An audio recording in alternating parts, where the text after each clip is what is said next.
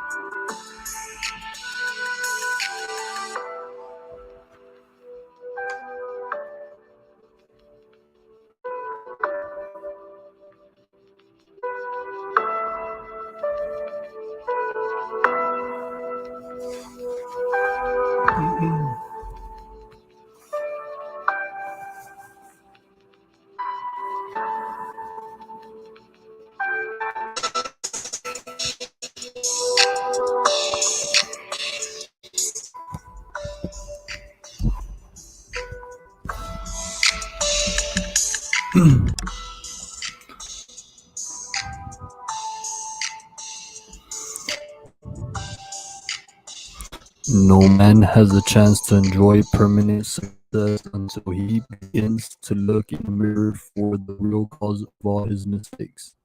Napoleon Hill.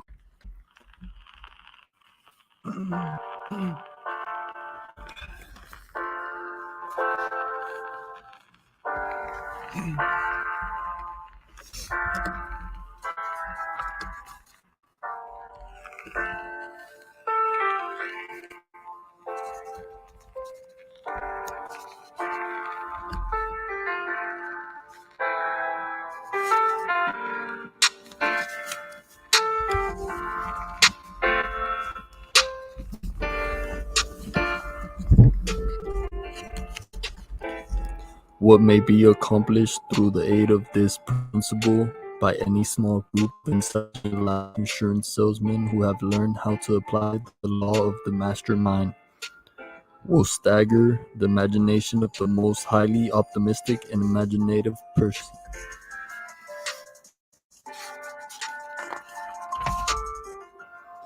The same may be said of other groups of salespeople who are engaged in selling merchandise and other more tangible forms of service than life insurance. Bear this in mind as you read this introduction to the Law of Success course, and it is not unreasonable to expect that this introduction alone may give you sufficient understanding of the law to change the entire course of your life. It is the personalities back of a business which determine the measure of success the business will enjoy. Modify those personalities so they are more pleasing and more attractive to the patrons of the business, and the business will thrive. In any of the great cities of the United States, one may purchase merchandise of similar nature and price in scores of stores. Yet you will find there is always one outstanding store which does more business than any of the others. And the reason for this is that back of that store is a man or men who has attended to the personalities of those who come in contact with the public. People buy personalities as much as merchandise, and it is a question if they are not influenced more by the personalities with which they come in contact with than they are by the merchandise. Life insurance has been reduced to such a scientific basis that the cost of insurance does not vary to any great extent, regardless regardless of the company. Oh, sir. Hey, yeah, I gotta check them out. I don't really watch sports like that, but I gotta check them out. Hmm. What? Who won? Yes. What? Hey.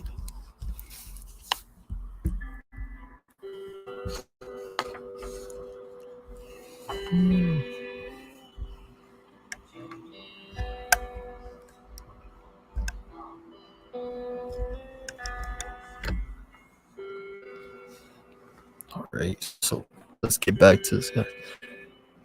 Regardless of the company from which one purchases it, yet out of the hundreds of life insurance companies doing business, less than a dozen companies do the bulk of business of the United States. Why?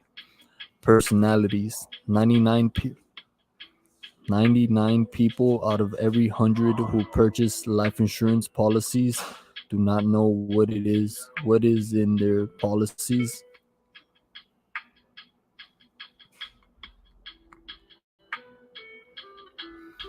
I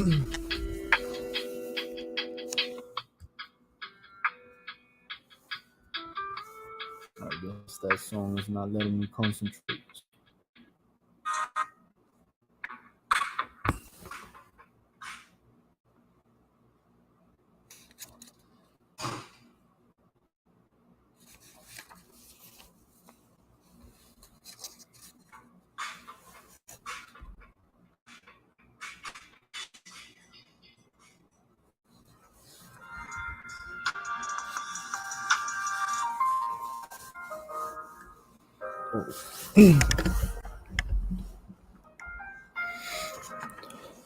All right. Why? Personalities. 99 people out of every 100 who purchase life insurance policies do not know what it is in their policies. And what seems more startling, do not seem to care. What they really purchase is the pleasing personality of some man or woman who knows the value of cultivating such a personality. Your business in life, or at least the most important part of it, is to achieve success. Success within the meaning of that term as covered by the course on the 15 laws of success. Wait. Yeah, on the 15 laws of success is the attainment of your definite chief aim without violating the rights of others. Regardless of what your major aim in life may be, you will attain it with much less difficulty after you learn how to cultivate a pleasing personality and after you have learned the delicate art of aligning yourself with others in a given undertaking without friction or envy. One of the greatest problems of life, if not in fact the greatest, is that of learning the art of harmonious negotiation with others.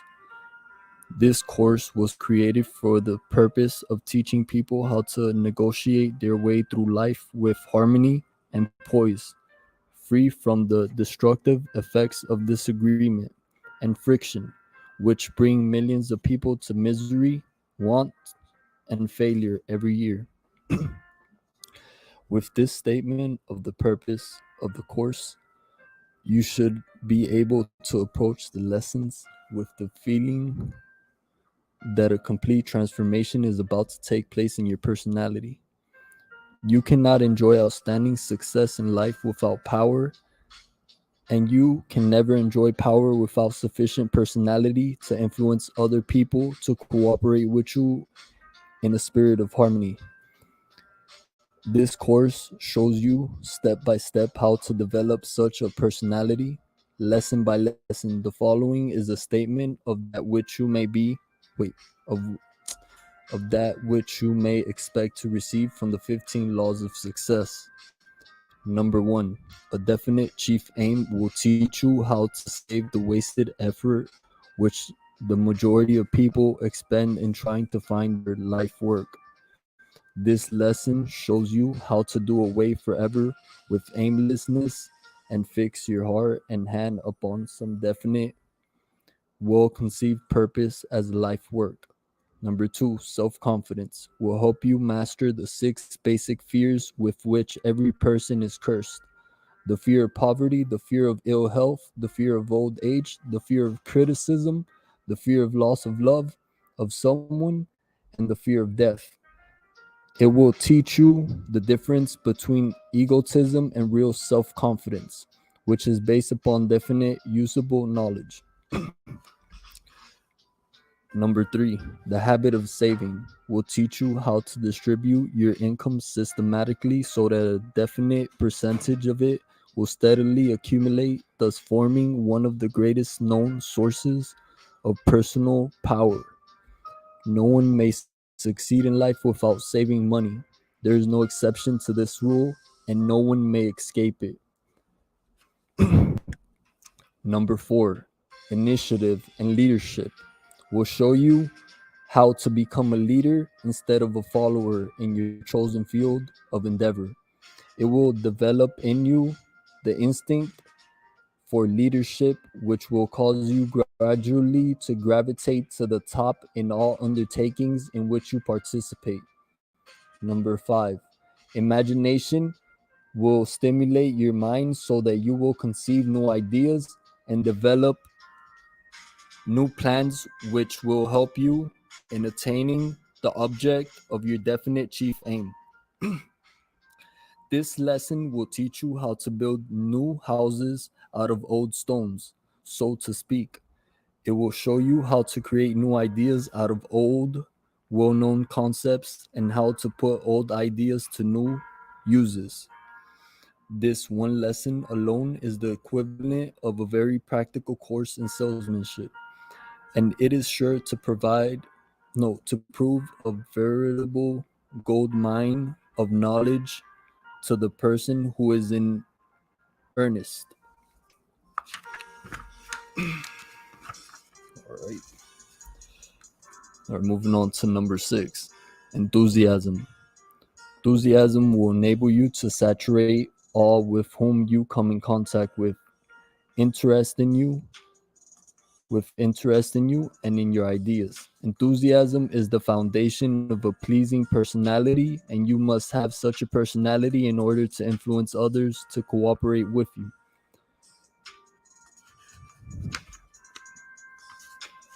Number seven, self control.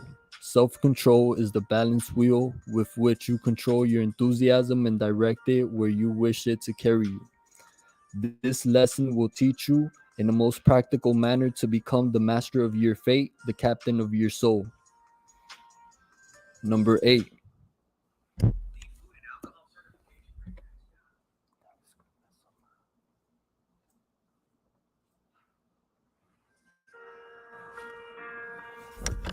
sorry guys. Number eight, the habit of doing more than paid for is one of the most important lessons of the law of success course. It will teach you how to take advantage of the law of increasing returns, which will eventually ensure you a return in money far out of proportion to the service you render.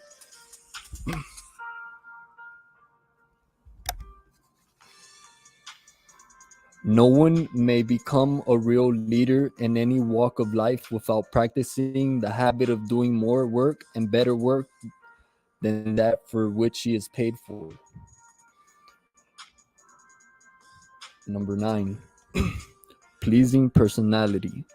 A pleasing personality is the fulcrum on which you must place the crowbar of your efforts, and when so placed with intelligence, it will enable you to remove mountains of obstacles. This one lesson alone has made scores of master salesmen. It has developed the leaders overnight. It will teach you how to transform your personality so that you may adapt yourself to any environment or to any other personality in such a manner that you may easily dominate. Number 10, accurate thought is one of the most important foundation stones of all enduring success. This lesson teaches you how to separate facts from mere information. It teaches you how to organize known facts into two classes, the important and the unimportant. It teaches you how to determine what is an important fact. It teaches you how to build definite working plans in the pursuit of any calling out of facts. Number 11, concentration teaches you how to focus your attention upon one subject at a time until you have worked out practical plans for mastering that subject. It will teach you how to ally yourself with others in such a manner that you may have the use of their entire knowledge to back you up in your own plans and purposes. It will give you a practical working knowledge of the forces around you and show you how to harness and use these forces in furthering your interests. Number 12 will teach you the value of teamwork. Cooperation will teach you the value of teamwork in all you do. In this lesson, you will be taught how to apply the law of the mastermind, described in this introduction and in lesson 1 of this course. This lesson will show you how to coordinate your own efforts with those of others in such a manner that friction, jealousy, strife, envy, and cupidity will be eliminated. You will learn how to make use of all that other people have learned about the work in which you are engaged. Number 13, profiting by failure will teach you how to make sense out of all of your past and future mistakes and failures. It will teach you the difference between failure and temporary defeat, a difference which is very great and very important. It will teach you how to profit by your own failures and by the failures of other people.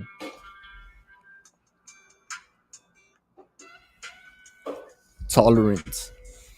Tolerance will teach you how to avoid the disastrous effects of racial and religious prejudices, which mean defeat for millions of people who permit themselves to become entangled in foolish argument over the subjects, thereby poisoning their own minds and closing the door to reason and investigation.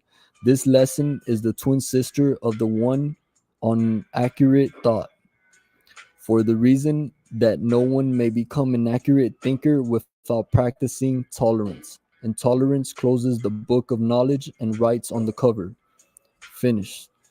I have learned it all. Intolerance makes enemies of those who should be friends. It destroys opportunities and fills the minds with doubt, mistrust, and prejudice.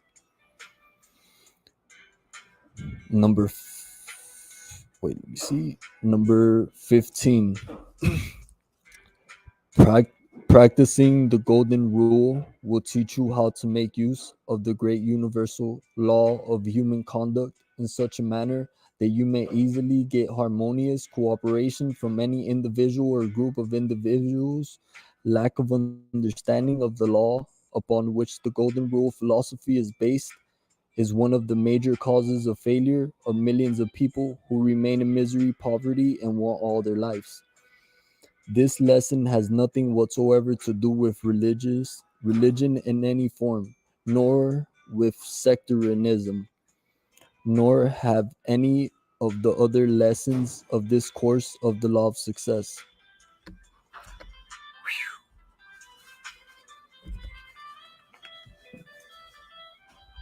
All right, guys, let me take a quick break.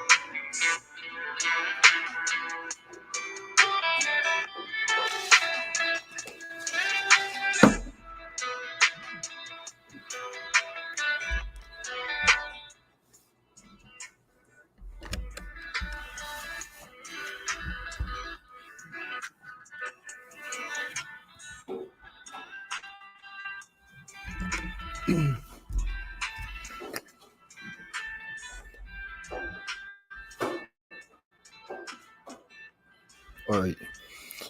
When you have mastered these 15 laws and made them your own, as you may do within a period of from 15 to 30 weeks, you will be ready to develop sufficient personal.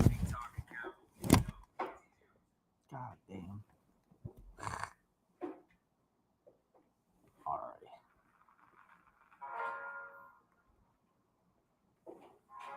right. Back at it again. All right. How you doing, boss? When you have mastered these 15 laws and made them your own, as you may do within a period of from 15 to 30 weeks, you will be ready to develop sufficient personal power to ensure the attainment of your definite chief aim. The purpose of these 15 laws is to develop or help you organize all the knowledge you have and all you acquire in the future, so you may turn this knowledge into power.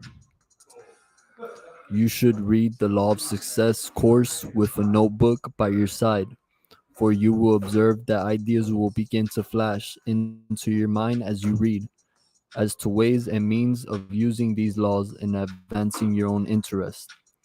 You should also begin teaching these laws to those in whom you are most interested, as it is a well known fact that the more one tries to teach a subject, the more he learns about that subject.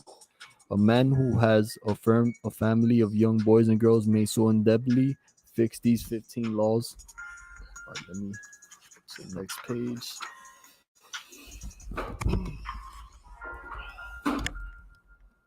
15 laws of success in their minds that this teaching will change the entire course of their lives.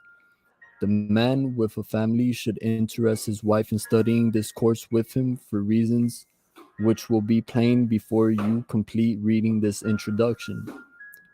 Power is one of the three basic objects of human endeavor. Power is of two classes: that which is developed through coordination of natural physical laws, and that which is developed by organizing and classifying knowledge. Power growing out of organized knowledge is the more important because it places in man's possession a tool with which he may transform, redirect, and to some extent harness and use the other form of power. The object of this reading course is to mark the route by which the student may safely travel in gathering such facts as he may wish to weave into his fabric of knowledge. There are two major methods of gathering knowledge, namely by studying, classifying, and assimilating facts which have been organized by other people, and through one's own process of gathering, organizing, and classifying facts, generally called personal experience. This lesson deals mainly with the ways and means of studying the facts and data gathered and classified by other people. The state of advancement known as civilization is but the measure of knowledge which the race has accumulated. This knowledge is of two classes: mental and physical. Among the useful knowledge organized by man, he has discovered and cataloged the 80 the 80 odd physical elements of which all material forms in the universe consist. By study and analysis and accurate measurements, man has discovered the bigness of the material size of the universe as represented by planets, suns, and stars, some of which are known to be over 10 million times as large as the little Earth on which we live. On the other hand, man has discovered the littleness of the physical forms which constitute the universe by reducing the 80 odd physical elements to molecules, atoms, and finally to the smallest particle, the electron. An electron cannot be seen. It is but a center of force consisting of a positive or a negative. The electron is the beginning of everything of a physical nature. Molecules, atoms, and electrons. To understand both the detail and the perspective of the process through which knowledge is gathered, organized, and classified, it seems essential for the student to begin with the smallest and simplest particles of physical matter, because these are the ABCs with which nature has constructed the entire framework of the physical portion of the universe. The molecule consists of atoms, which are said to be little, invisible, invis, invisible, or I can't say it right now, but you guys know, particles of matter revolving continuously with the speed of lightning, on exactly the same principle that the Earth revolves around the sun. These little particles of matter, known as atoms, which revolve in one continuous circuit in the molecule, are said to be made up of electrons, the smallest particles of physical matter. As already stated, the electron is nothing but two forms of force.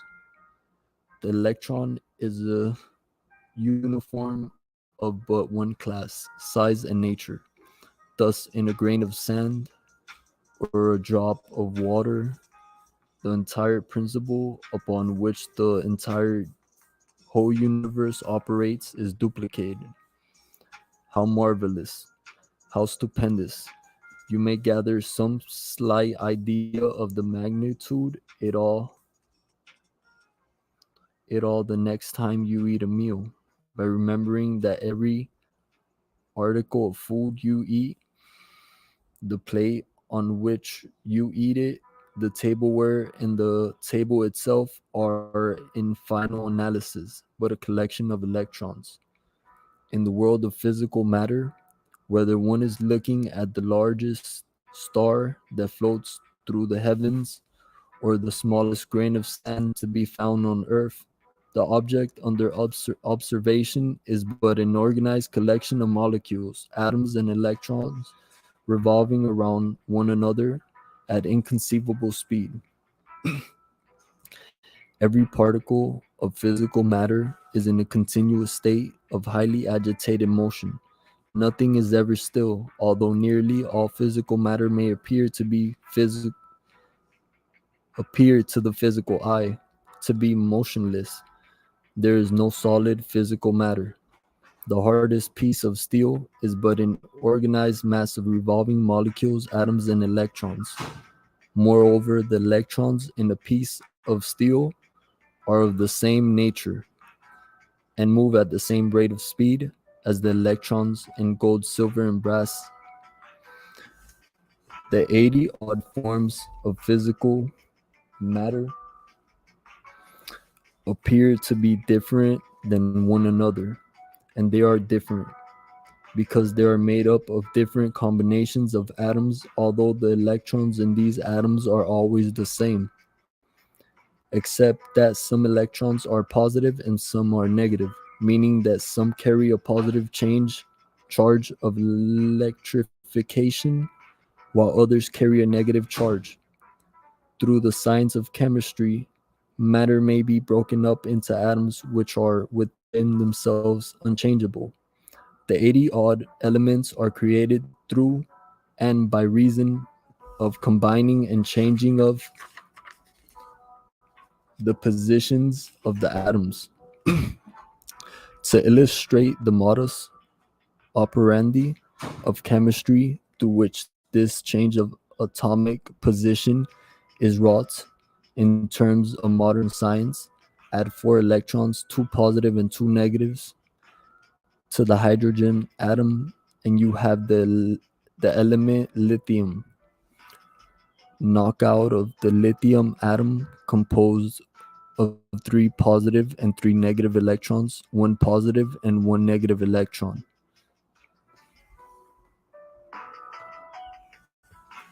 Right?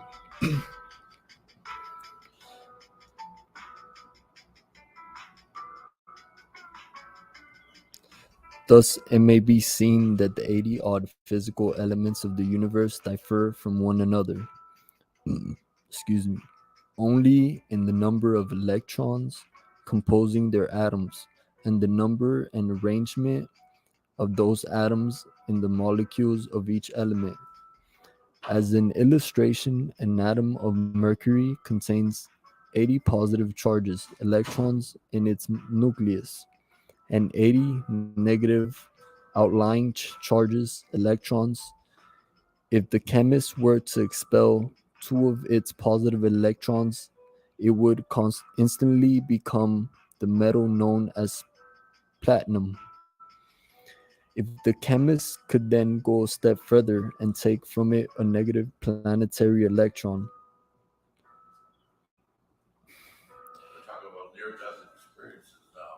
what? Damn, I'm gonna check them out, man.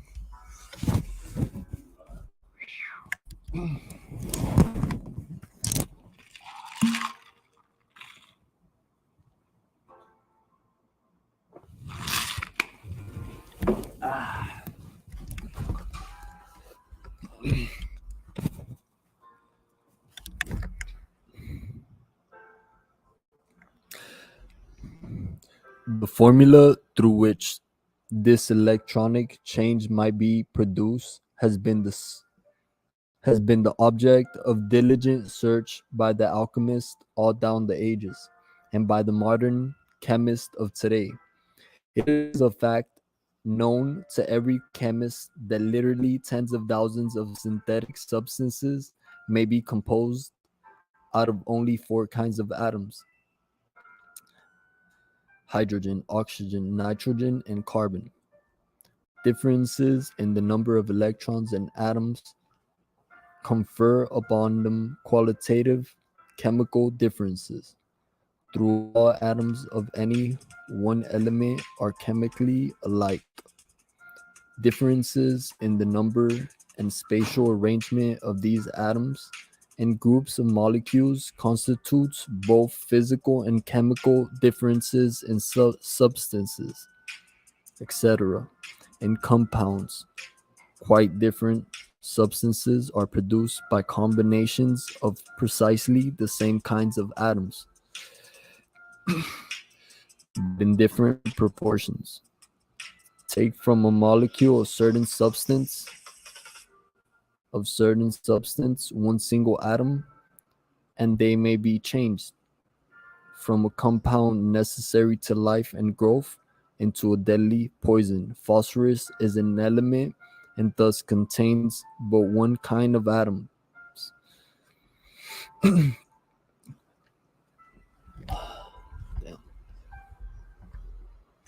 But some phosphorus is yellow and some is red, varying with the spatial distribution of the atoms in the molecules composing the phosphorus.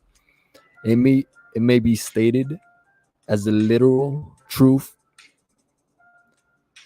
that the atom is the universal practical with which nature builds all material forms, from a grain of sand to the largest star that floats through space.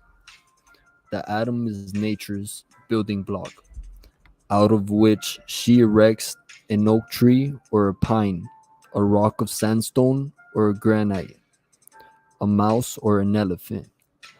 Some of the blessed thinkers have reasoned that the earth on which we live and every material particle on the earth begin with two atoms, which attach themselves to each other, and through hundreds of millions of years of flight through space kept contacting and accumulating other atoms until step by step the Earth was formed.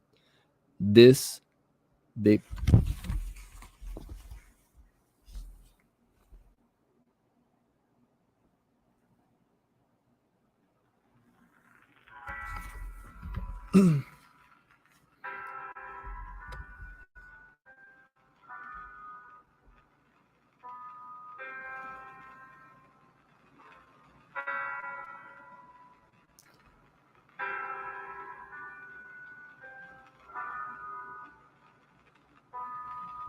this they point out would account for the various and differing strata of the Earth's substances, such as the coal beds, the iron ore deposits, the gold and silver deposits, the copper deposits, etc.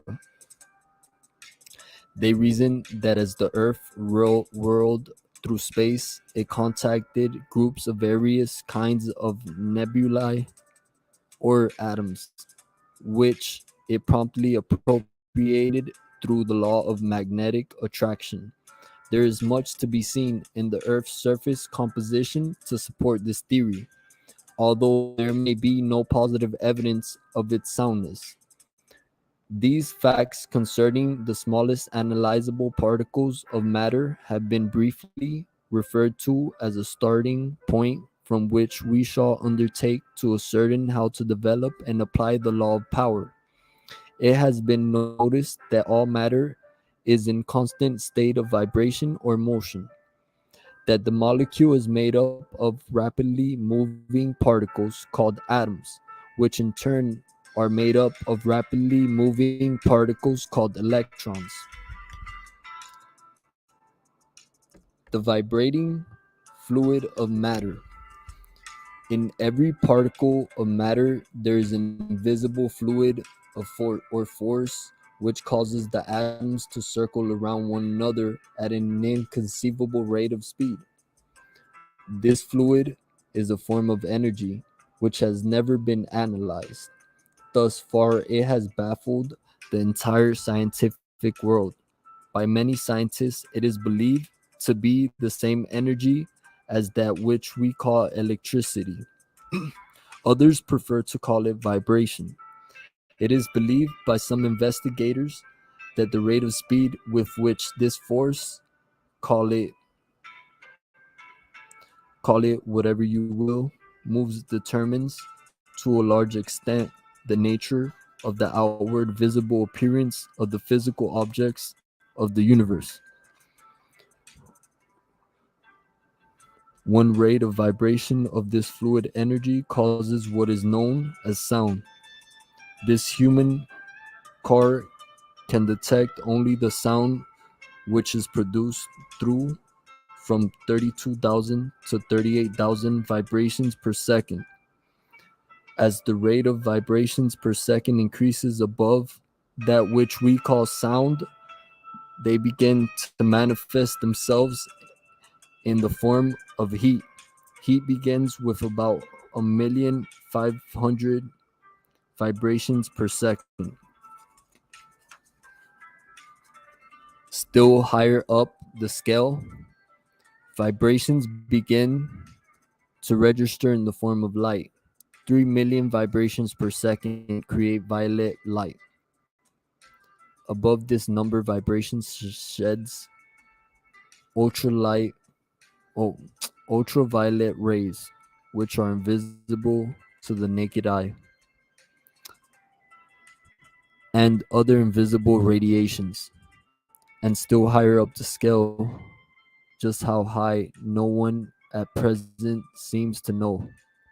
Vibrations create the power with which man thinks. It is the belief of the author that the fluid portion of all vibrations, out of which grow all known forms of energy, is universal in nature. That the fluid portion of sound is the same as the fluid portion of light. The difference in effect between sound and light only a difference in rate of vibration. Also, that the fluid portion of thought is exactly the same as that in sound, heat, and light, excepting the number of vibrations per second. Just as there is but one form of physical matter of which the Earth and all the other planets, suns, and stars are composed, the electron, so is there but one form of fluid energy which causes all matter to remain in a constant state of rapid motion: air and ether. The vast space between the suns, moons, stars, and other planets of the universe is filled with a form of energy known as ether. It is this author's belief that the fluid energy, which keeps all particles of matter in motion, is the same as the universal fluid, known as ether, which fills all the space of the universe, within a certain distance of the Earth's surface, estimated by some to be about 50 miles. There exists what is called air, which is a gaseous substance composed of oxygen and nitrogen. Air is a conductor of sound, vibrations, but a non conductor of light, and the higher vibrations, which are carried by the ether. The ether is a conductor of all vibrations from sound to thought. Air is a localized substance which performs, in the main, the service of feeding all animal and plant life with oxygen and nitrogen, without which neither could exist. Nitrogen is one of the chief necessities of plant life, and oxygen, one of the mainstays of animal life. Near the top of very high mountains, the air becomes very light because it contains but little nitrogen, which is the reason why plant life cannot exist there. On the other hand, the light air found in high altitudes consists largely of oxygen, which is the chief reason why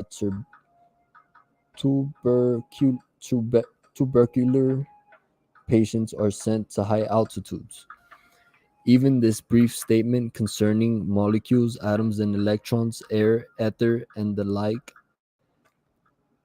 may be heavy reading to the student, but as will be seen shortly, this introduction plays an essential part as the foundation of this lesson. Do not become discouraged if the description of this foundation appears to have none of the thrilling effects of a modern tale of fiction. You are seriously engaged in finding out what are your available powers and how to organize and apply these powers. To complete this discovery successfully, you must combine determination, persistency, and a well defined desire to gather and organize knowledge.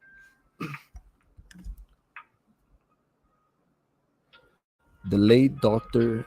Alexander Graham Bell, inventor of the long distance telephone and one of the accepted authorities on the subject of vibration, is here introduced in support of this author's theories concerning the subject of vibration. Suppose you have the power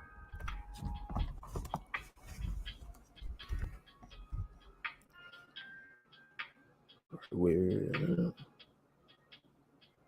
suppose you have the power to make an iron rod vibrate with any desired frequency in a dark room.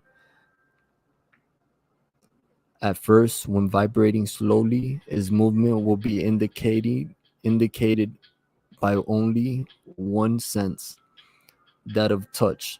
As soon as the vibrations increase, a low sound will emanate from it and it will appeal to two senses.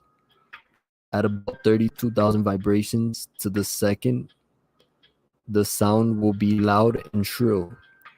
But at 40,000 vibrations, it will be silent and the movements of the rod will not be perceived by touch. Its movements will be perceived by no ordinary human sense. From this point up to about 1,500,000 vibrations per second. We have no sense that can appreciate any effect of the intervening vibrations. After that stage is reached, movement is indicated first by the sense of temperature, and then, when the rod becomes red hot, by the sense of sight. At 3 million, it sheds violet light. Above that, it sheds ultraviolet rays and other invisible radiations, some of which can be perceived by instruments and employed.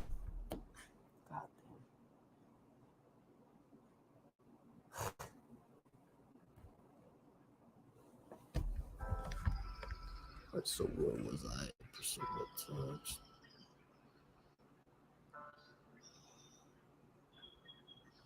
Some of which can be perceived by instruments and employed by us.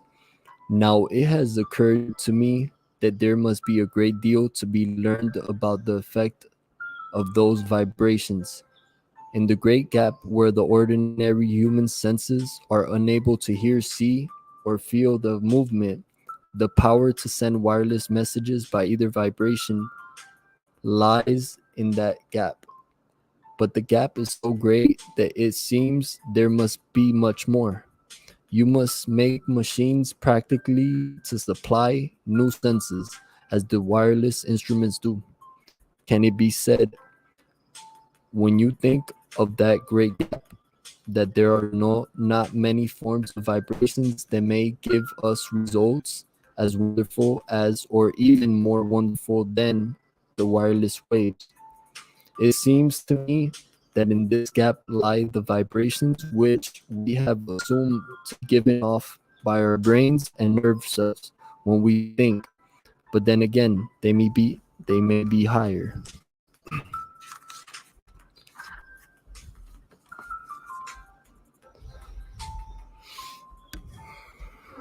Higher up in the scale beyond the vibrations that produce the ultraviolet rays.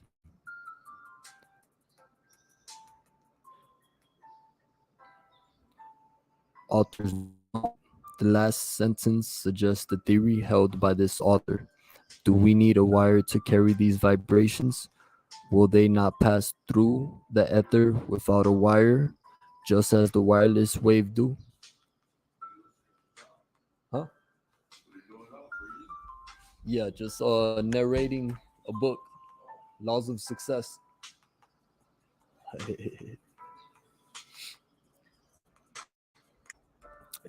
Vibrations, will they not pass? All right. How will they be perceived by the recipient? Will he hear a wire just as the wireless wave do? How will they be perceived by the recipient? Will he hear a series of signals, or will he find that another man's thoughts have entered into his brain? We may indulge in some speculations based on what we know of the wireless waves, which, as I have said, are all we can recognize of a vast series of vibrations which theoretically must exist. If the thought waves are similar to the wireless waves, they must pass from the brain and flow endlessly around the world and the universe. The body and the skull and the brain and flow endlessly around the world and the wait, I'm sorry guys. The body and the skull and other solid obstacles would form no obstruction to their passage as they pass through the ether which surrounds the molecules of every substance, no matter how solid and dense.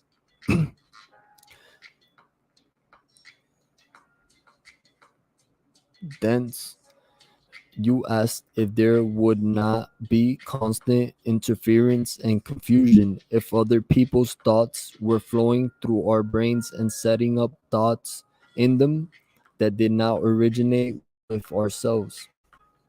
How do you know that other men's thoughts are not interfering with yours now? I have noticed a good many phenomena of mind disturbances that I have never been able to explain.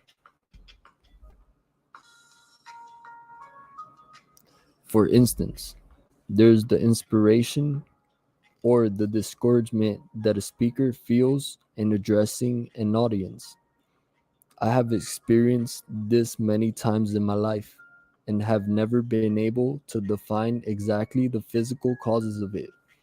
Many recent scientific discoveries, in my opinion, point to a day not far distant, perhaps, when men will read one another's thoughts, when thoughts will be conveyed directly from brain to brain without intervention of speech, writing, or any of the present known methods of communication.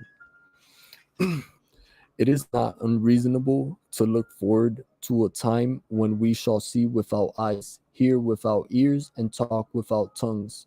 Briefly, the hypothesis that mind can communicate directly with mind rests on the theory that thoughts or vital force is a form of electrical disturbance, that it can be taken up by induction and transmitted to a distance either through a wire or simply through the all pervading ether, as in the case of wireless telegraph waves.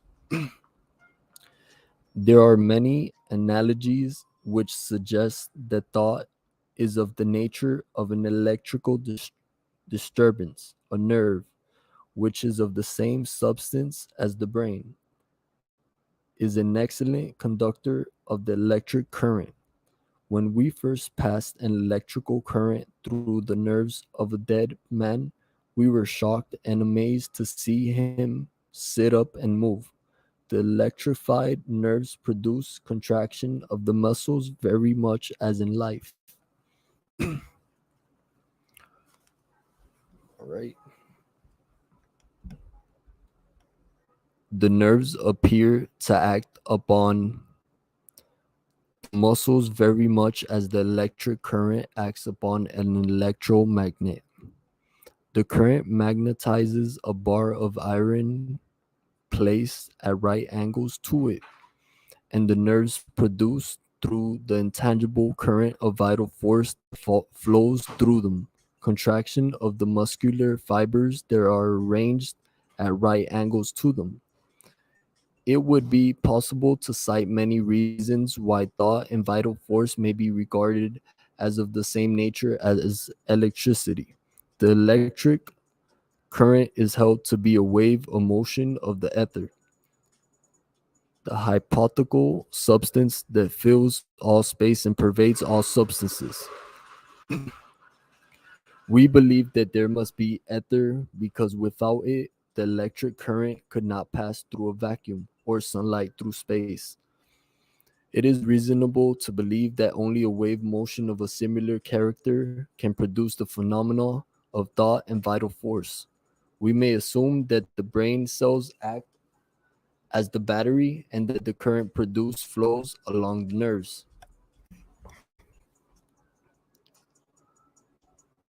But does it end there? Does it not pass out of the body in waves which flow around the world unperceived by our senses, just as the wireless waves passed unperceived before Hertz and others discovered their existence? Every mind both a broadcasting and a receiving station. The author has proved times too numerous to enumerate, to his own satisfaction at least, that every human brain is both a broadcasting and a receiving station for vibrations of thought frequency. If this theory should turn out to be a fact and methods of reasonable control should be established, imagine the part it would play in the gathering, classifying, and organizing of knowledge. The possibility, much less the probability, of such a reality staggers the mind of man. Thomas Paine was one of the great minds of American Revolutionary period. To him, more perhaps than to any other one person, we owe both the beginning and the happy ending of the revolution.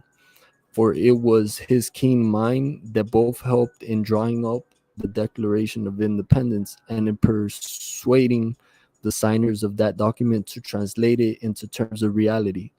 In speaking of the source of his great storehouse of knowledge, Paine thus described it: any person who has made observations on the state of progress of the human mind by observing his own mind, cannot but have observed that there are two distinct classes of what are called thoughts: those that we produce in ourselves by reflection and the act of thinking, and those that bolt into the mind of their own accord. I have always made it a rule to treat these voluntary visitors with civility, taking care to examine as well as I was able if they were worth entertaining, and it is from them I have acquired almost all the knowledge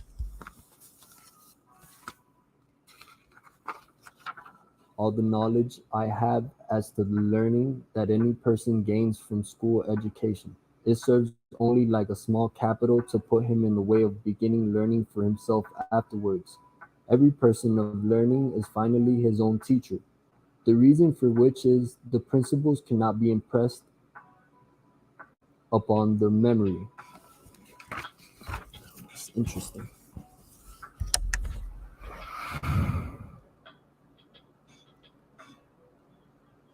Every person of learning is finally his own teacher. The reason for which is that principles cannot be impressed upon the memory. Their place of mental residence is the understanding, and they are never so lasting as when they begin by conception.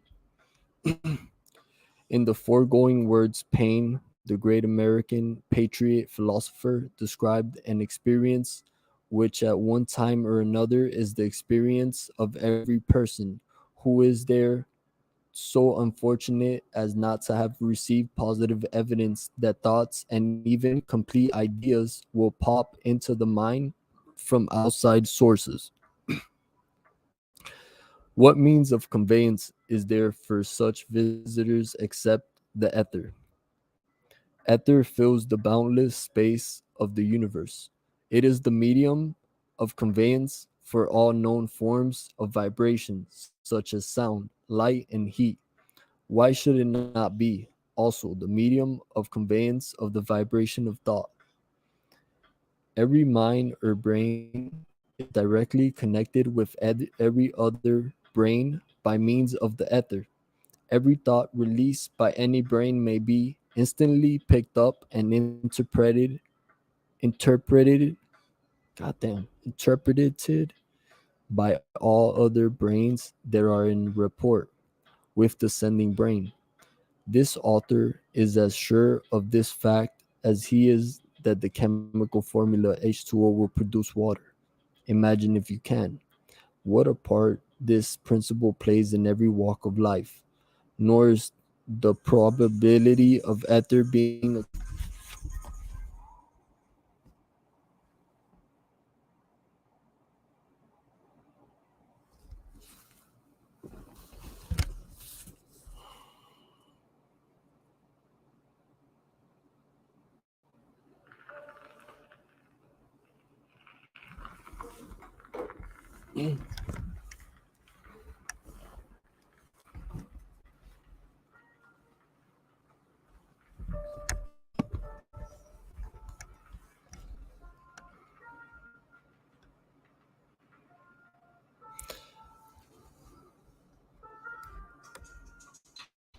nor is the probability of ether being a conveyor of thoughts from mind to mind.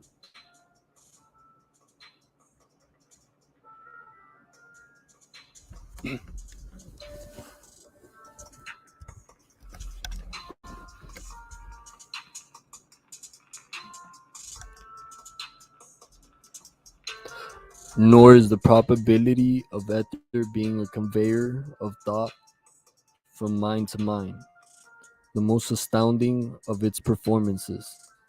It is the belief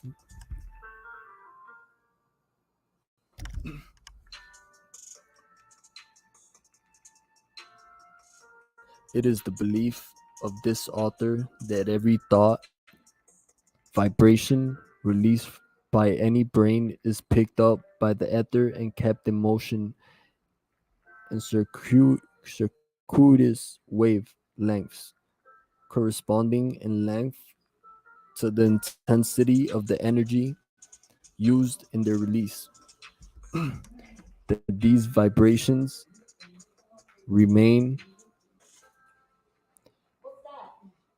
hmm, Mike.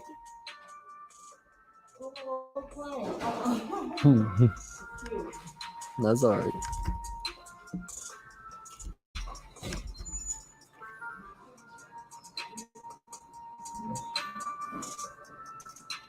Corresponding, right,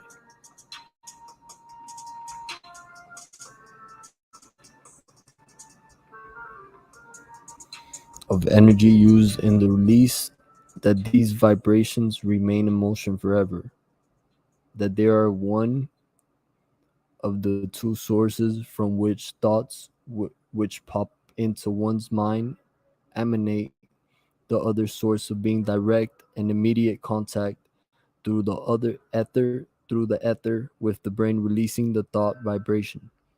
Thus, it will be seen that if this theory is a fact, the boundless space of the whole universe is now and will continue to become literally a mental library wherein may be found all the thoughts released by mankind.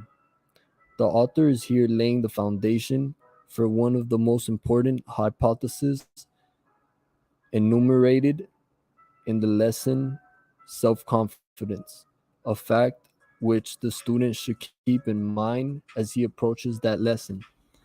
This is a lesson on organized knowledge. Most of the useful knowledge to which the human race has become here has been preserved and accurately recorded in nature's Bible. By turning back the pages of this unalterable Bible, man has read the story of the terrific struggle through and out of which the present civilization has grown. The pages of this Bible are made up of the physical elements of which this earth and the other planets consist, and of the ether which fills all space. By turning back the pages written on stone and covered near the surface of this earth on which we live, man has uncovered the bones, skeletons, footprints, and other unmistakable evidence of the history of animal life on this earth, planted there for his enlightenment and guidance by the hand of Mother Nature throughout unnamable periods of time. The evidence is plain and unmistakable. The gray stone pages of nature's Bible found on this earth and the endless pages of that Bible represented by the ether wherein all past human thought has been recorded, constitute an authentic source of communication between the Creator and man. This Bible was begun before man had reached the thinking stage. Indeed, before man had reached the amoeba, one cell animal stage of development. The Bible is above and beyond the power of man to alter. Moreover, it tells its story not in the ancient dead languages or hieroglyphics of half savage races, but in universal language which all who have eyes may read. Nature's Bible, from which we have derived all the knowledge that is worth knowing, is one that is that no man may alter or in any manner tamper with. The most marvelous discovery yet made by men is that of the recently discovered radio principle, which operates through the aid of ether, an important portion of nature's Bible. Imagine the ether picking up the ordinary vibration of sound and transforming that vibration from audio frequency into radio frequency, carrying it to a properly attuned receiving station, and they're transforming it back into its original form of audio frequency, all in the flash of a second. It should surprise no one that such a force could gather up the vibration of thought and keep that vibration in motion forever. The established and known fact of instantaneous transmission of sound through the agency of the ether by means of the modern radio apparatus, removes the theory of transmission of thought vibration from mind to mind, from the possible to the probable. The mastermind. We come now to the next step in the description of the ways and means by which one may gather, classify, and organize useful knowledge through harmonious alliance of two or more minds, out of which grows a mastermind.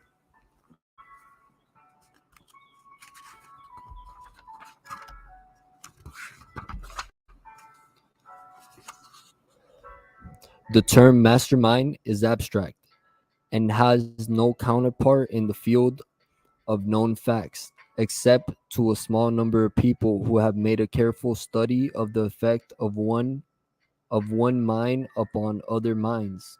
This author has searched in vain through all of the textbooks and essays available on the subject of the human mind, but nowhere has been found even the slightest reference to the principle here described as the mastermind.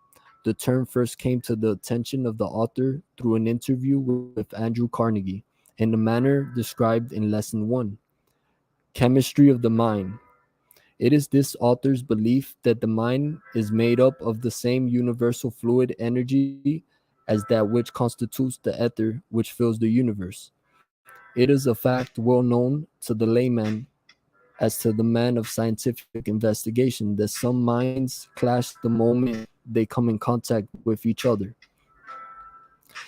while other minds show a natural affinity for each other between the two extremes of natural ana- antagonism and natural affinity growing out of the meeting or contacting of minds. There's a wide range of possibility for varying reactions of mind upon mind.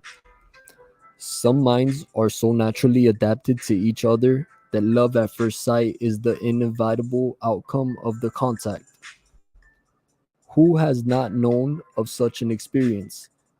In other cases, minds are so antagonistic that violent mutual dislike shows itself at the first meeting. These results occur without a word being spoken and without the slightest signs of any of the usual causes for love and hate acting as a stimulus. It is quite probable that the mind is made up of the fluid or substance or energy, call it what you will, similar to, if not in fact, the same substance as the ether. When two minds come close enough to each other to form a contact, the mixing of the units of this mind stuff, let us call it the electrons of the ether, sets up a chemical reaction and starts vibrations, which affect the two individuals pleasantly or unpleasantly. The effect of the meeting of two minds is obvious to even the most casual observer. Every effect must have a cause. What could be more reasonable than to suspect that the cause of the change in mental attitude between two minds which have just come in close contact is none other than the disturbance of the electrons or units of each mind in the process of rearranging themselves in the new field created by the contact. For the purpose of establishing this lesson upon a sound foundation, we have gone a long way towards success by admitting that the meeting or coming in close contact of two minds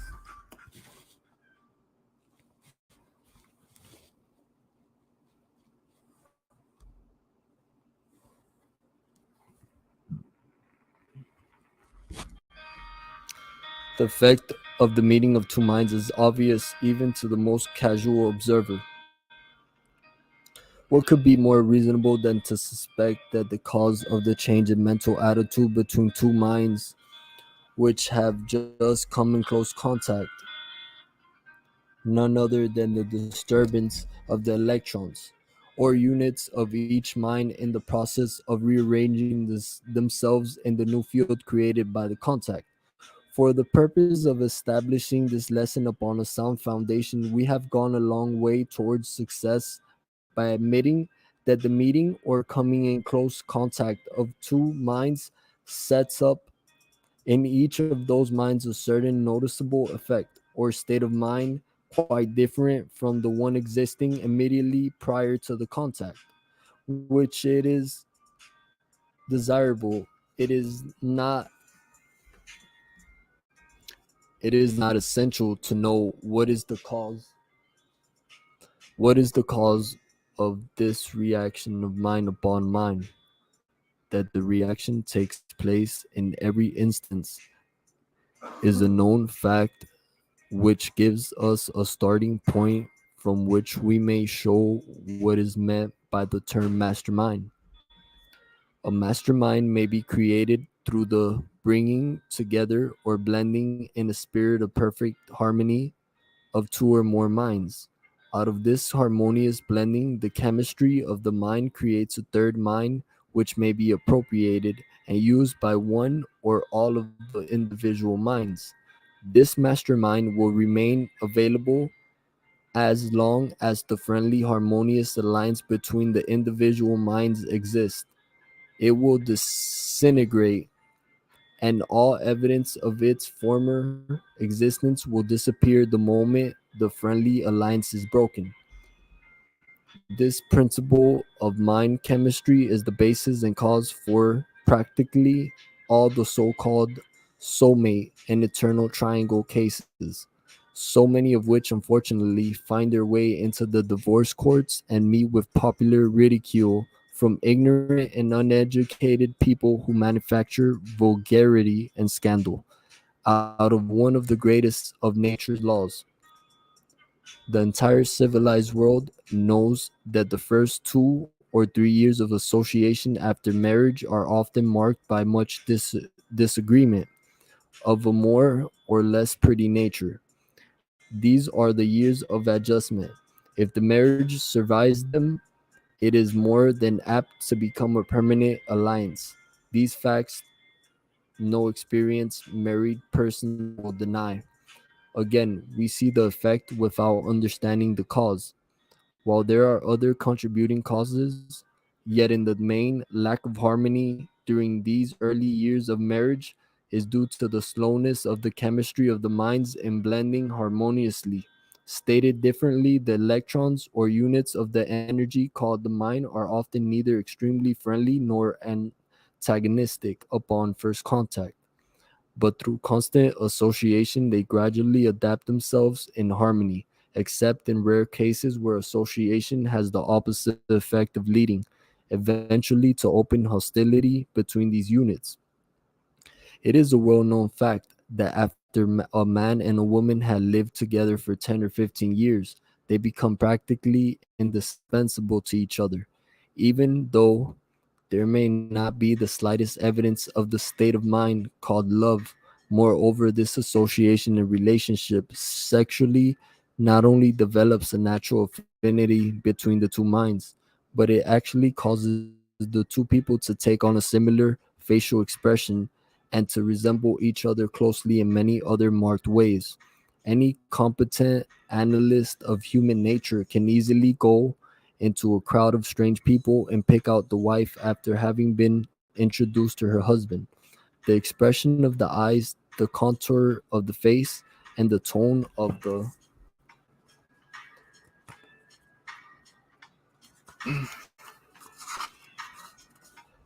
tone of the the voices of people who have long been associated in marriage become similar to a marked degree. So marked is the effect of the chemistry of the human mind that any experienced public speaker can quickly interpret the manner in which his statements are accepted by his audience. Antagonism in the mind of but one person in an audience of thousands may be readily detected by the speaker who has learned how to feel and register the effects of antagonism. Moreover, the public speaker can make these interpretations without observing or in any manner being influenced by the expression on the faces of those in his audience.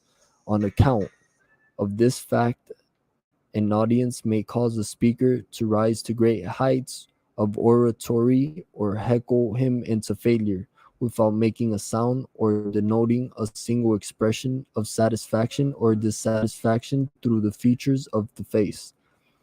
All master salesmen know the moment the psychological time for closing has arrived, not by what the prospective buyer says, but from the effect of the chemistry of his mind as interpreted or felt by the salesman.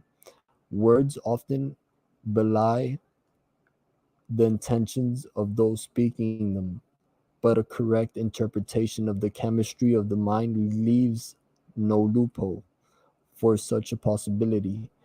Every able salesman knows that the majority of buyers have the habit of affecting negative attitude almost to the very climax of a sales.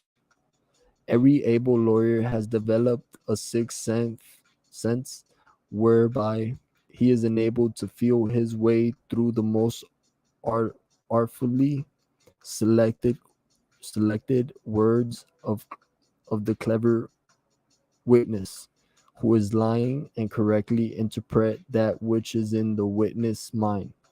Through the chemistry of the mind, many lawyers have developed this ability without knowing the real source of it. They possess the technique without the scientific understanding upon which it is based. Many salesmen have done the same thing.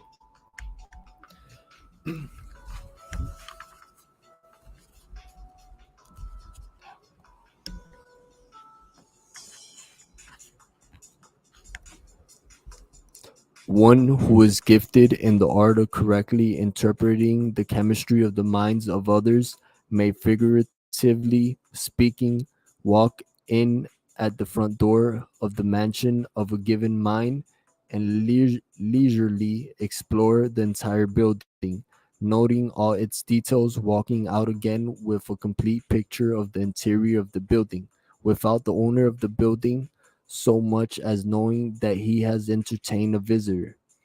It will be observed in the lesson accurate thinking that this principle may be put to a very practical use, having reference to the principle of the chemistry of the mind.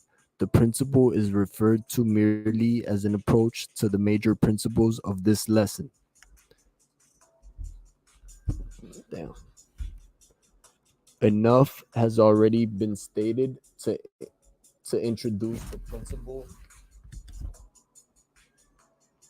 principle of mind chemistry and to prove with the aid of the student's own everyday experiences and casual observations that the moment two minds come within close range of each other, a noticeable mental change takes place in both. All right. Sometimes registering in the nature of antagonism.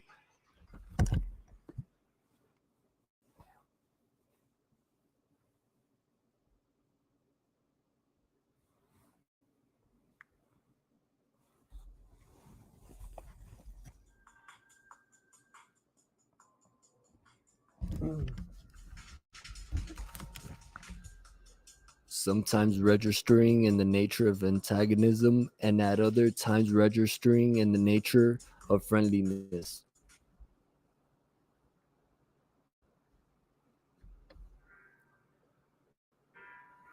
Every mind has what might be termed an electric field.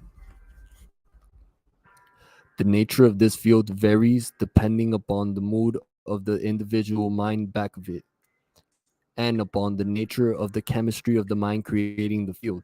It is believed by this author that the normal or natural condition of the chemistry of any individual mind is the result of his physical heredity plus the nature of thoughts which have dominated that mind. That every mind is continuously changing to the extent that the individual's philosophy and general habits of thought change the chemistry of his or her mind. These principles the author believes to be true, that any individual may voluntarily change the chemistry of his or her mind so that it will either attract or repel all with whom it comes in contact is a known fact. Stated in author sorry guys. Stated in another manner, any person may assume a mental attitude which will attract and please others or repel and antagonize them, and this without the aid of words or facial expression or other form of bodily movement or demeanor. Go back now to the definition of a mastermind: a mind which grows out of the blending and coordination of two or more minds in a spirit of perfect harmony, and you will catch the full significance of the word harmony as it is here used. Two minds will not blend, nor can they be coordinated unless the element of perfect harmony is present, wherein lies the secret of success or failure of practically all business and social partnerships. Every salesman, sales manager, and every military commander, and every leader in any other walk of life understands the necessity of an spirit de corps, a spirit of common understanding and cooperation in the attainment of success. This mass spirit of harmony of purpose is obtained through discipline, voluntary, or force of such a nature that the individual minds become blended into a mastermind, by which is meant that the chemistry of the individual minds is modified in such a manner that these minds blend and function as one. The methods through which this blending process takes place are as numerous as the individuals engaged in the various forms of leadership. Every leader has his or her own method of coordinating the minds of the followers. One will use force, another uses persuasion. One will play upon the fear of penalties, while another plays upon rewards in order to reduce the individual minds of a given group of people to where they may be blended into a mass mind. The student will not have to search deeply into history of statesmanship, politics, business, or finance to discover the technique employed by the leaders in these fields in the process of blending the minds of individuals into a mass mind.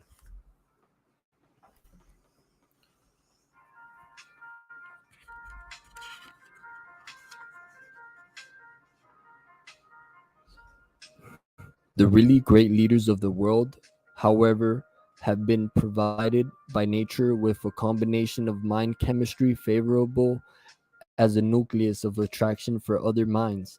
Napoleon was a notable example of a man possessing the magnetic type of mind which had very which had very decided tendency to attract all minds with which it came in contact.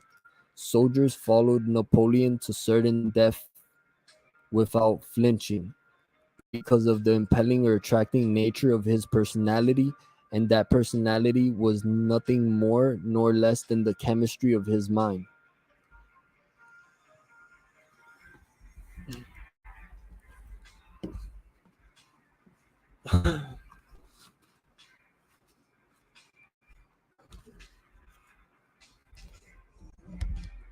No group of minds can be blended into a mastermind if one of the individuals of that group possesses one of these extremely negative, repellent minds.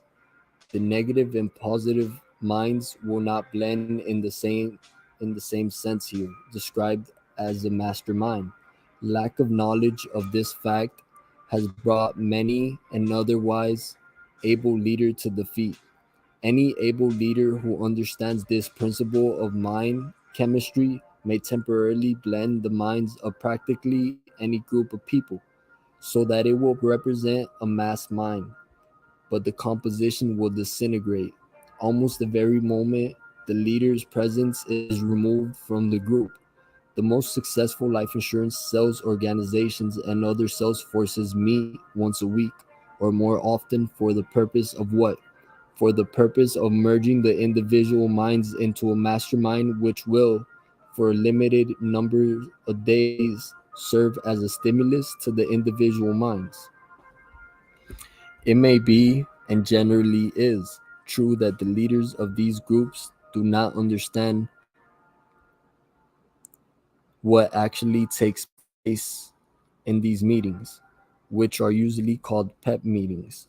The routine of such meetings is usually given over to talks by the leader and other members of the group, and occasionally from someone outside of the group. Meanwhile, the minds of the individuals are contacting and recharging one another. The brain of a human being may be compared to an electric battery in that it will become exhausted or run down, causing the owner of it to feel despondent, discouraged, and lacking in pep. Who is so fortunate as never to have had such a feeling? The human brain, when in this depleted condition, must be recharged, and the manner in which this is done is through contact with a more vital mind or minds. The great leaders understand the necessity of this recharging process, and moreover, they understand how to accomplish this result. This knowledge is the main feature which distinguishes leader from a follower.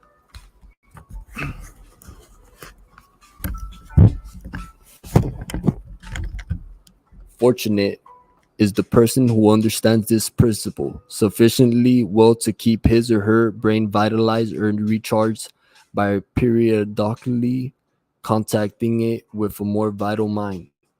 Sexual contact is one of the most effective of the stimuli through which a mind may be recharged, providing the contact is intelligently made between men and women who have genuine affection for each other. Any other sort of sexual relationship is a devitalizer of the mind. Any competent practitioner of psychotherapeutics can recharge a brain within a few minutes.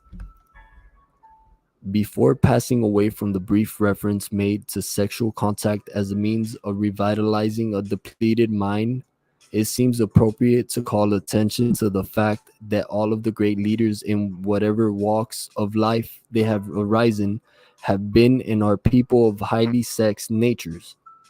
The word sex is not an indecent word. You'll find it in all of the dictionaries.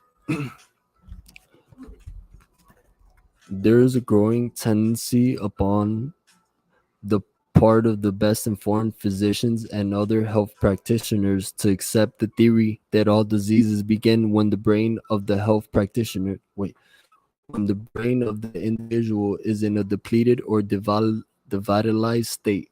Stated in another way,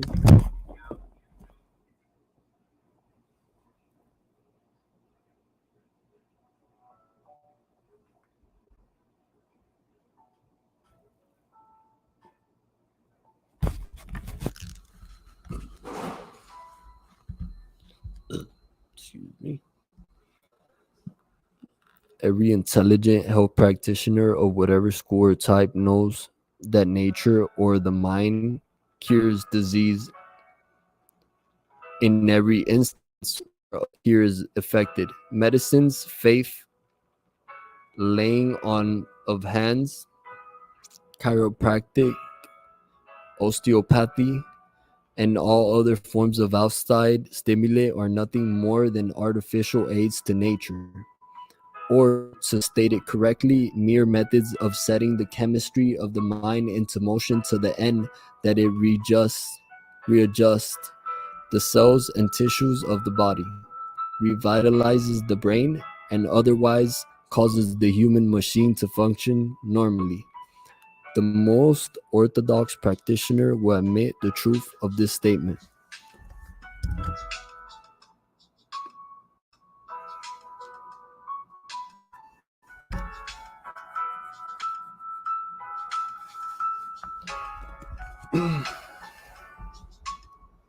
What what then may be the possibilities of the future developments in the field of mind chemistry? Through the principle of harmonious blending of minds, perfect health may be enjoyed. Through the aid of this same principle, sufficient power may be developed to solve the problem of economic pressure which constantly presses upon every individual.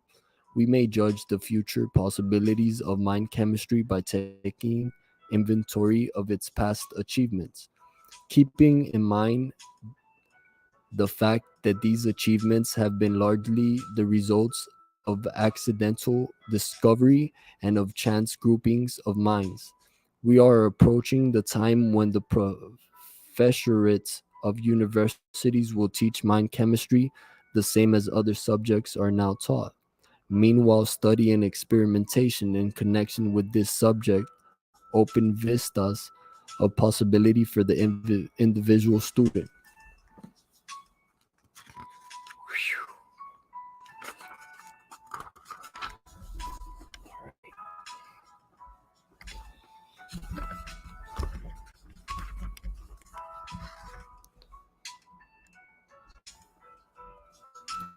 Mind chemistry and economic power. That mind chemistry may be appropriately applied to the workday affairs of the economic and commercial world is a demonstrable fact.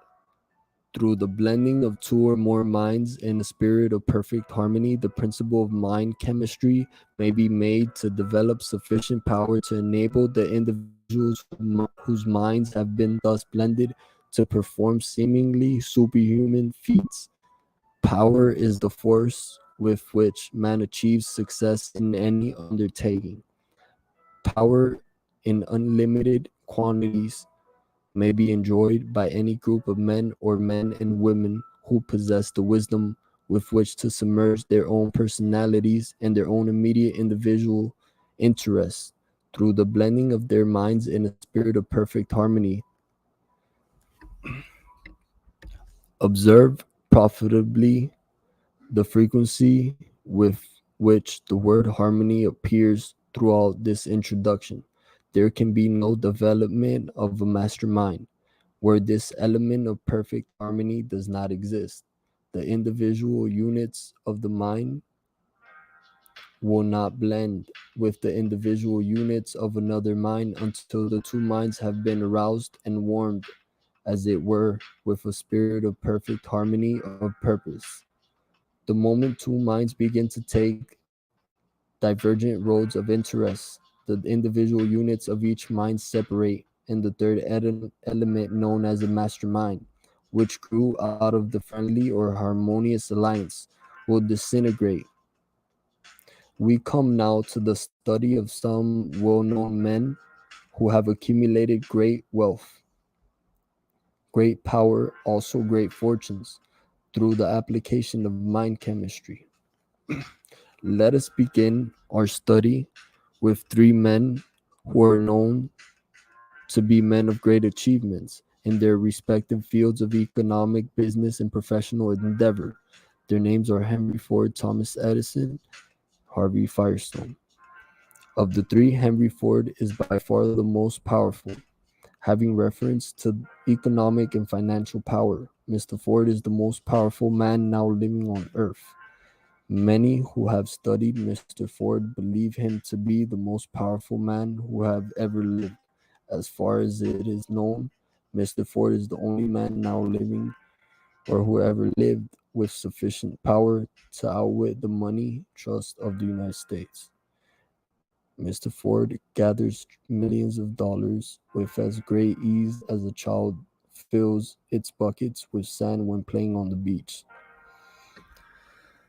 It has been said by those who were in position to know that Mr. Ford, if he needed it, could send out the call for money and gather in $1 billion, $1,000 million, and have it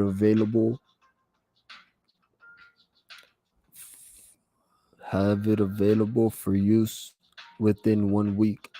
No one who knows of Ford's achievements doubts this. Those who know him will know that he could do it with no more effort than the average man expends.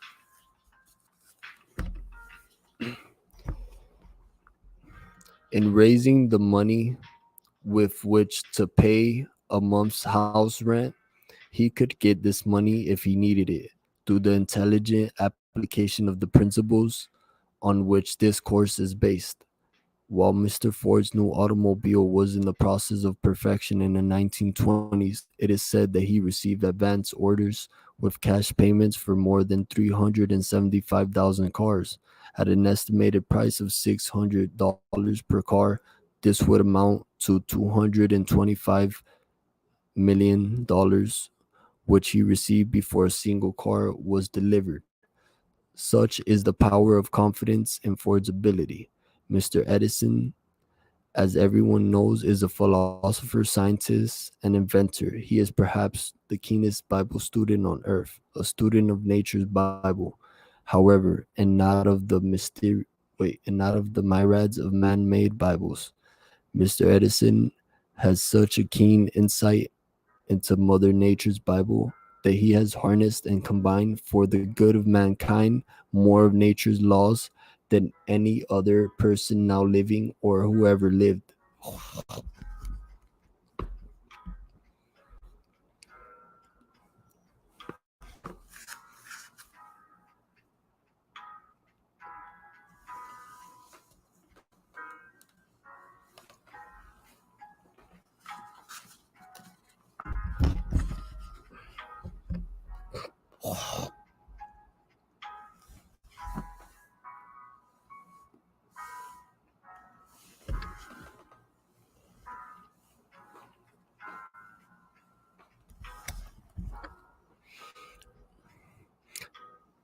It was Edison who gave the world the modern moving picture. These are but a few of his outstanding achievements. These modern miracles, which he has performed not by trickery under the sham pretense of superhuman power, but in the very midst of the bright light of science, transcend all of the so called miracles described in the man made books of fiction. Mr. Firestone is the moving spirit in the great Firestone tire industry in Akron, Ohio. His industrial achievements are so well known wherever automobiles are used that no special comment on them seems necessary. All three of these men began their careers business and professional without capital and with but little schooling of that type usually referred to as education. All three men are now well educated, all three are wealthy, all three are powerful. Now let us inquire into the source of their wealth and power. Thus far, we have been dealing only with effect. The true philosopher wishes to understand the cause of a given effect. Now, here's a quote by Henry Van Dyke: Courage is the standing army of the soul which keeps it from conquest, pillage, and slavery.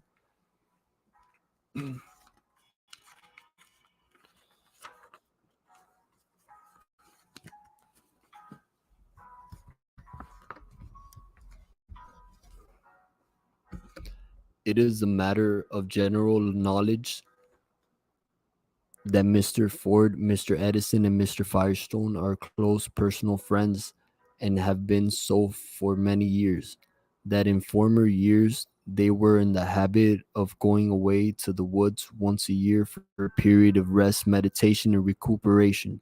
But it is not generally known. It is a grave doubt if these three men themselves know it, that there exists between the three men a bond of harmony which has caused their minds to become blended into a mastermind, which is the real source of power of each. This mass mind, growing out of the coordination of the individual minds of Ford, Edison, and Firestone, has enabled these men to tune in on forces and sources of knowledge with which most men are to no extent familiar. If the student doubts either the principle or the effects here described, Let him remember that more than half the theory here set forth is a known fact. For example, it is known that these three men have great power. It is known that they are wealthy. It is known that they begin without capital and with but little schooling. It is known that they form periodic mind contacts.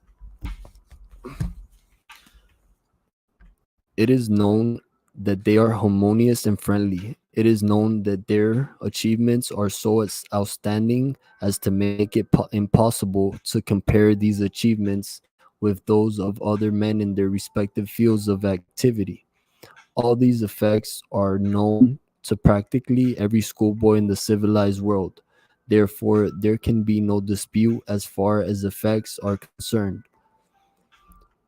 Of one fact connected with the cause of the achievements of Edison, Ford, and Firestone, we may be sure, namely, that these achievements were in no way based upon trickery, deceit, or the supernatural or so called revelations, or any other form of unnatural law.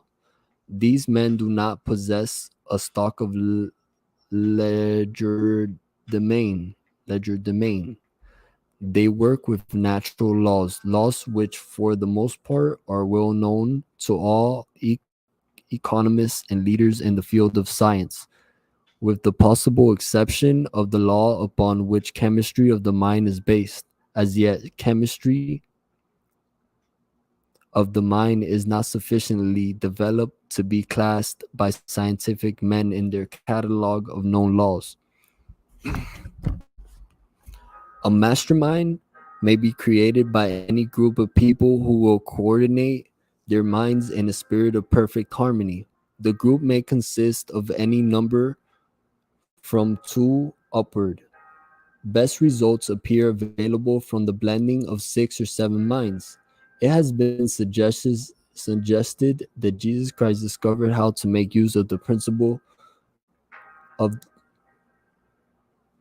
of mind chemistry, and that his seemingly miraculous performances grew out of the power he developed through the blending of the minds of his 12 disciples. It has been pointed out that when one of the disciples, Judas Iscariot, broke faith, the mastermind immediately disintegrated, and Jesus met with the supreme catastrophe of his life.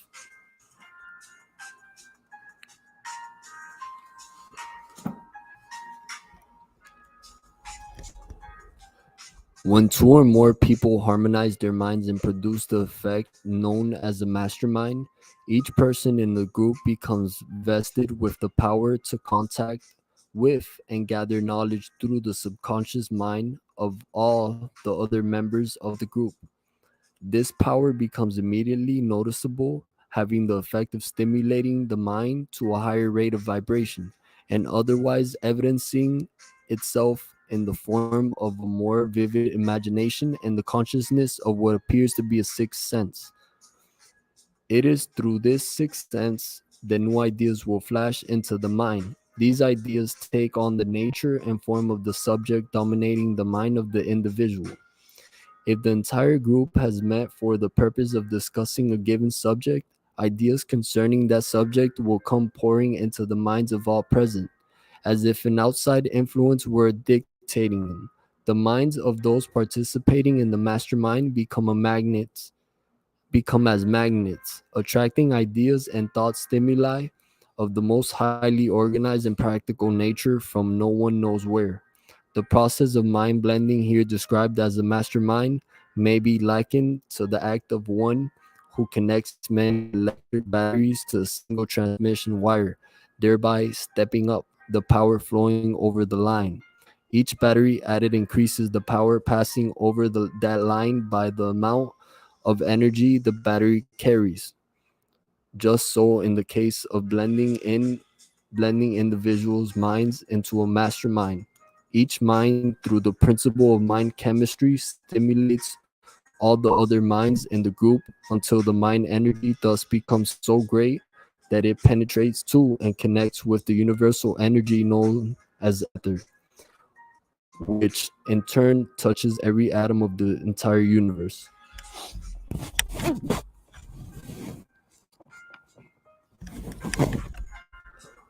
The modern radio apparatus substantiates to a considerable extent the theory here expounded.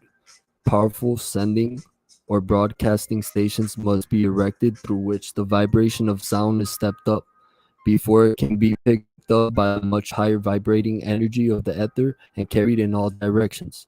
A mastermind made up of many individual minds, so blended that they produce a strong vibrating energy, constitutes almost on an exact counterpart of the radio broadcasting station.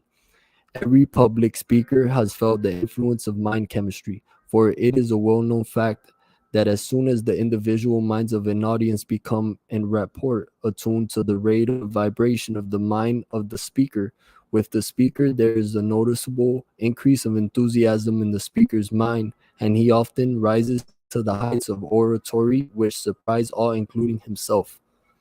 Now, here's a quote by Emerson: Men cease to interest us when we find their limitations. The only sin is limitation. As soon as you once come up to a man's limitations, it is all over with him.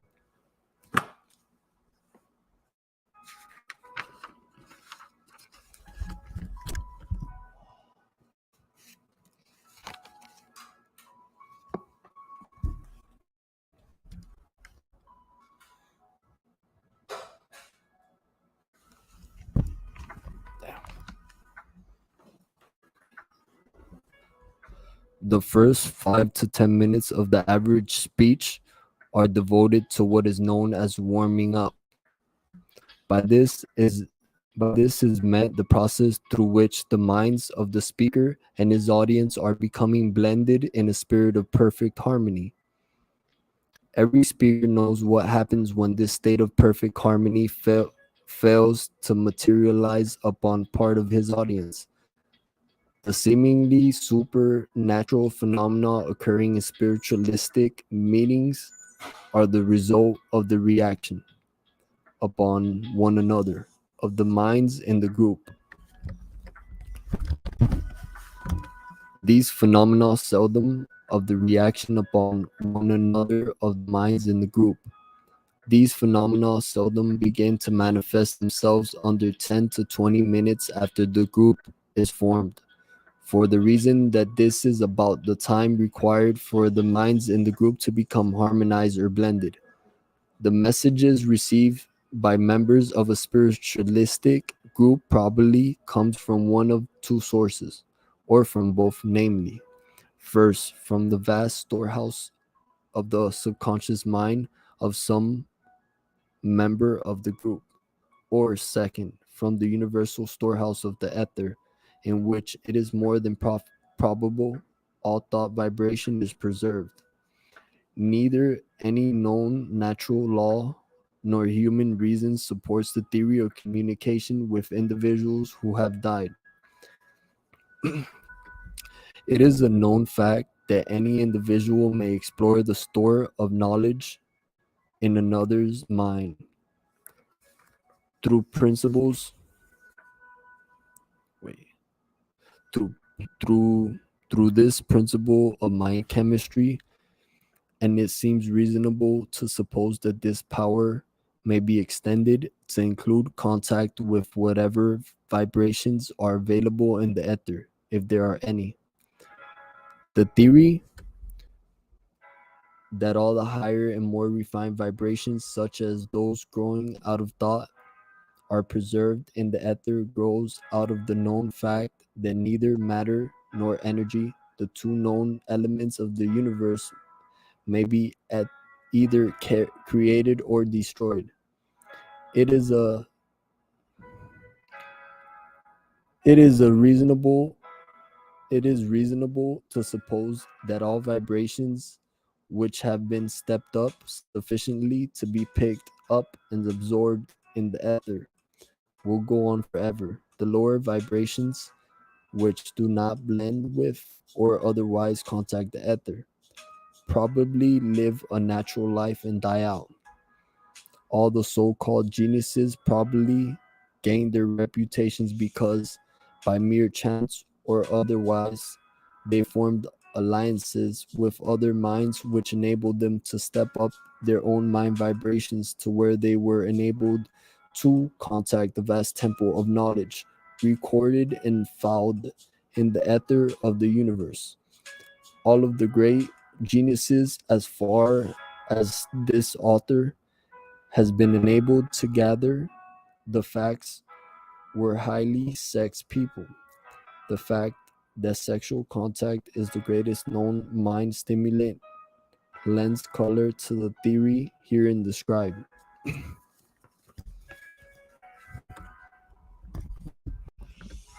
Inquiring further into the source of economic power, as manifested by the achievements of men in the field of business, let us study the case of the Chicago group known as the Big Six, consisting of W.M. Wrigley Jr., who owns the chewing gum business bearing his name, and whose individual income is said to be more than $15 million a year. John R. Thompson, who operates the chain of lunch bearing his name, Mr. Laker, who owns the Lord and Thomas Advertising Energy. Right. A reliable financial reporting company has estimated the yearly income of the six men at upwards of $25 million, or an average of more than $4 million a year per man. Analysis of the entire group of six men discloses the fact that not one of them had any special educational advantages, that all began without capital or extensive credit, that their financial achievements have been due to their own individual plans and not to any fortunate turn of the wheel of chance. Many years ago, these six men formed a friendly alliance meeting at stated periods for the purpose of assisting one another with ideas and suggestions in their various and sundry lines of business endeavor. With the exception of Hertz and Ritchie, none of the six men were in any manner associated in a legal partnership. These meetings were strictly for the purpose of cooperating on the give and take basis of assisting one another with ideas and suggestions, and occasionally by endorsing notes and other securities to assist some member of the group who had met with an emergency, making such help necessary. It is said that each of the individuals belonging to the Big Six group is a millionaire many times over.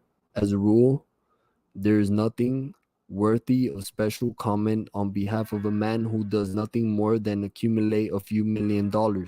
However, there is something connected with the financial success of this particular group of men that is well worth comment, study, analysis, and even emulation. And that something is the fact that they have learned how to coordinate their individual minds by blending them in a spirit of perfect harmony, thereby creating a mastermind that unlocks to each individual of the group doors which are closed to most of the human race. All right, guys, that's all for tonight. Thank you all for tuning in. Stay tuned for the next one.